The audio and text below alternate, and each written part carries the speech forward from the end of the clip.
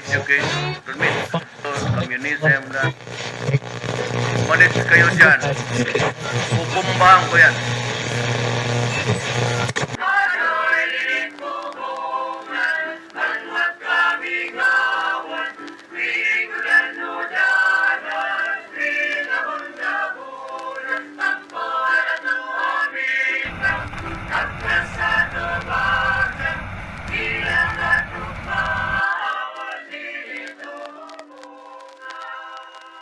Ako si Laling. Unang araw ko ngayon sa bagong paaralan na ito.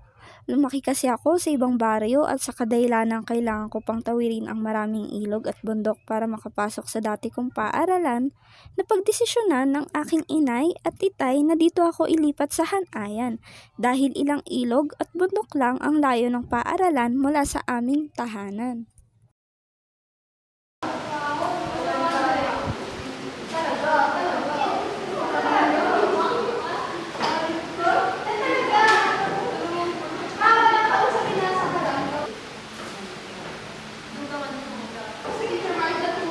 Good morning, class! Good morning, Teacher Maya! Ngayong araw na ito ay mayroong darating naman sa ating pamilya. Ngayon ay maaari mo pakilala, Iha.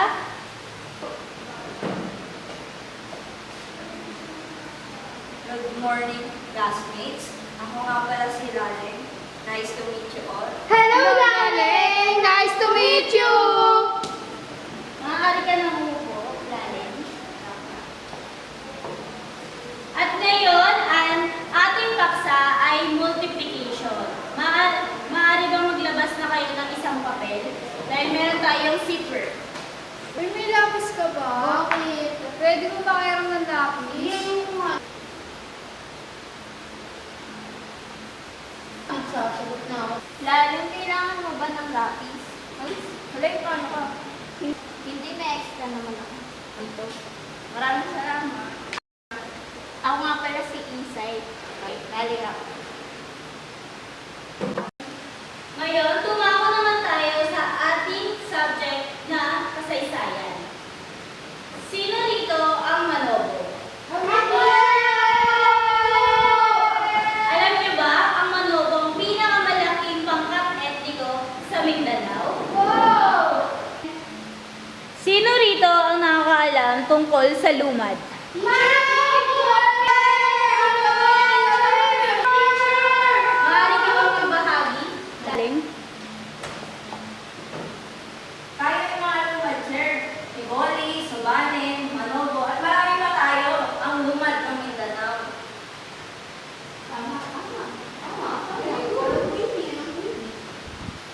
Ngayon, tapos na ang ating paksang kasaysayan, kaya may papakita ako sa inyo. Tara na!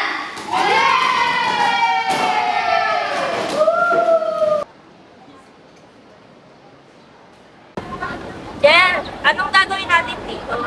Naling, ang huling klase natin ay agrikultura. Ito ang pinakamahalaga sa lahat dahil dito tayo kumukuha ng ating kurikulum. Kaya magtatanim tayo ng paborito nyong munggo!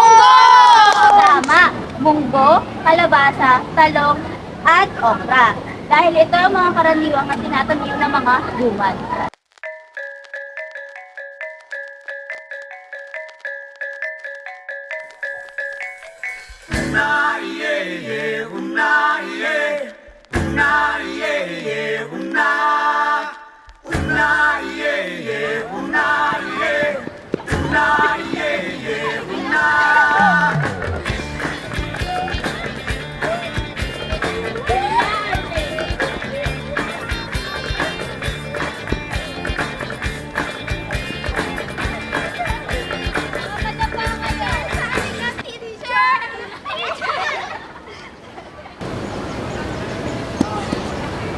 Sir, nagugutom na po kami. Ah, sige. Lulutuan ko na lang kayo ng pinakbet. Yay!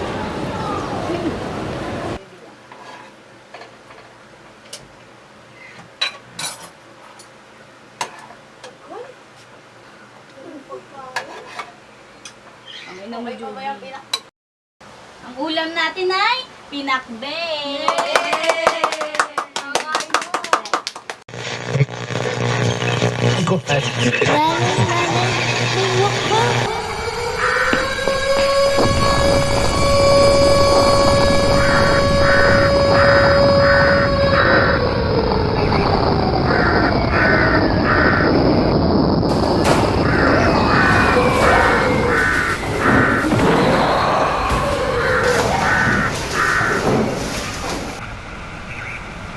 Teacher Maya! Teacher Maya!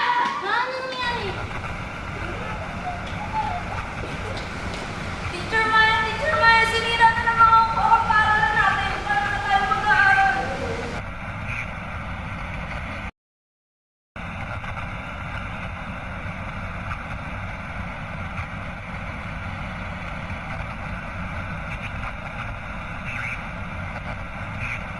Okay lang ba kayo? Mahalaga okay tayo.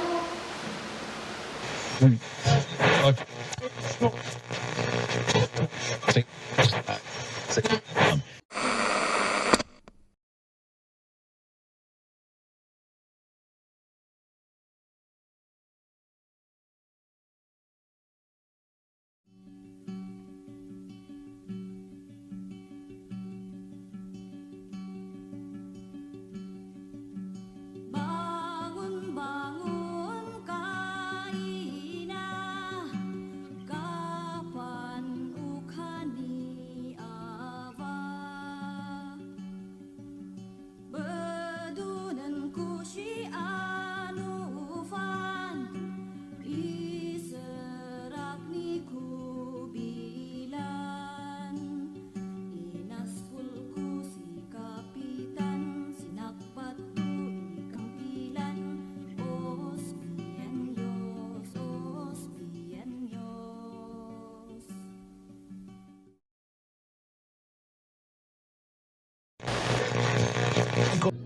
Mali kayo nang nakita, mali kayo nang naaalala. Tila ang mga wakwak na inyong mga namasdan ay pinaglalaroan ng inyong mga mata. Sino ba kayo? Di hamak na mga lumad lamang, di ba? Kailangan namin ng mga lupain ninyo dahil mayaman ito sa mineral na makakatulong sa amin upang mas yumaman. Tsaka, mga NPA kayo, mga kalaban at taksil sa bayan. Sabi ninyo, inaapakan namin ang inyong karapatang pantao? Pare-pareho lang naman kayo, di ba? Siya nga pala, nasa likod namin ng Pangulo. Siya'y kakampi namin, laban sa inyo. Sino nga ulit kayo?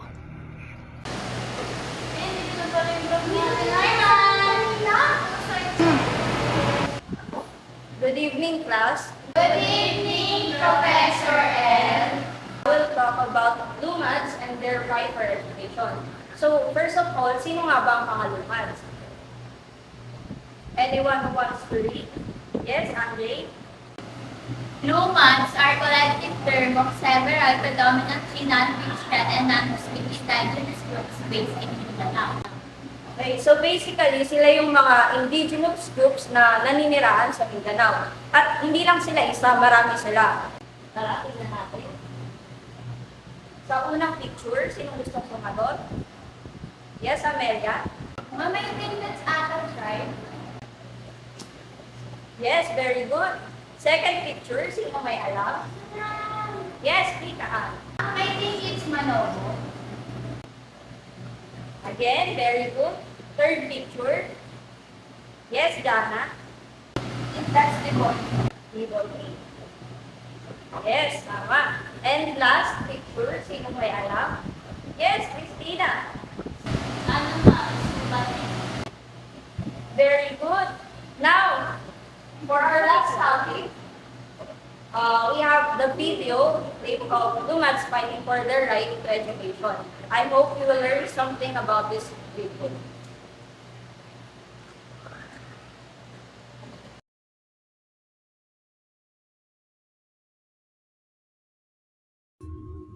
Ang Lumad ay grupo ng mga katutubo na nakatira sa Mindanao. Manobo, Sobanen, Tiboli ay ilan lamang sa tribong bumubuo rito. Biniyayaan ng masasaganang likas na yaman at kultura, ngunit ito rin ang naging dahilan upang sila ay abusuhin. Iba't ibang problema ang kanilang kinakaharap. Nandiyan ang mga korporasyong ganid na sinisira ang kanilang lupa upang gawing minahan. engkwentro ng militar at terorista ay isa ring nagpapahirap sa buhay ng mga lumad. Ang iba'y napagkakamalan pang isang kalaban ng bayan. Dahil dito, maraming lumad ang napipilitang umalis sa kanilang lupang sinilangan. Ito ay naging sanhi ng isa pa nilang problema, ang problema sa edukasyon. Nawawala ng maayos na lugar para sa kanilang pag-aaral. Kung saan nakatira ang mga lumad, ay doon din mismo ang kanilang paaralan. Ang mga paaralan naman sa kanilang pinagmulan ay pinasasara. Katulad ng maraming kabataan, ang mga kabataang lumad ay pinahahalagahan ang edukasyon. Sa paaralan, natuturuan sila ng makabuluhang gawain tulad ng agrikultura na mahalaga para sa kanila. Ngunit dahil sa kanilang pakikibaka para sa kanilang lupa at pakikipaglaban para sa edukasyon, marami ang nasawi. Ngunit hindi rito natatapos ang laban ng mga lumad sa mga bagay na mahalaga sa kanila. Patuloy ang kanilang pakikibaka para sa edukasyon at para sa lupang kanilang sinilangan. Ang makapag-aral ng payapa katulad ng maraming kabataan at makabalik sa lupang sinilangan ang hiling ng mga lumad na makamtan.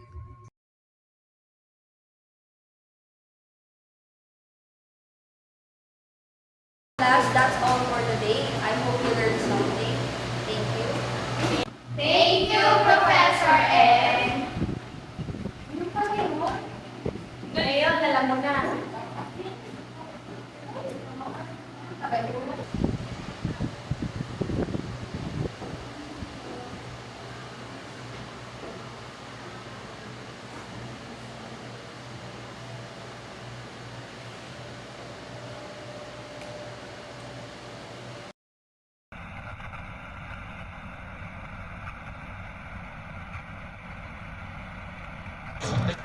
Nananatiling positibo ang mga mamamayan ng Mindanao ukol sa balik paaralan. Maraming elementary school at high school ang nagpakita ng interes. May isinasagawang learning setup rin ng mga ito na kung tawagin ay bakwit.